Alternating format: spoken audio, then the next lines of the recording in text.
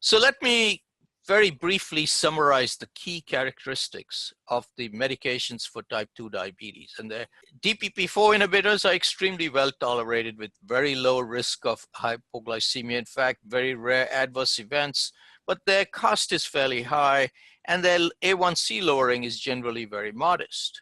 Related to them in the incretin class, and because of the pharmacology more effective because you're getting higher levels of GLP-1 receptor stimulation, are the GLP-1 receptor agonists. Now, these are injectable and they cost a lot, but they have additional effects, greater A1C lowering, probably almost as good as insulin, if not better in some studies, weight loss, and very low risk of hypoglycemia.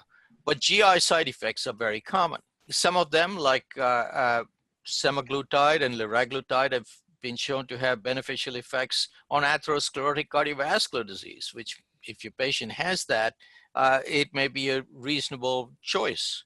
Sglt2 inhibitors have also had a positive cardiovascular outcome trial, although there the benefit appears more to be on reducing the risk for hospitalization for heart failure, as well as a risk in cardiovascular mortality, and less specific on reduction of myocardial infarction, stroke, etc.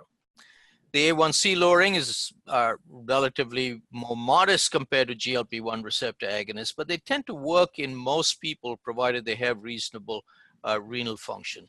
They do cause some degree of weight loss.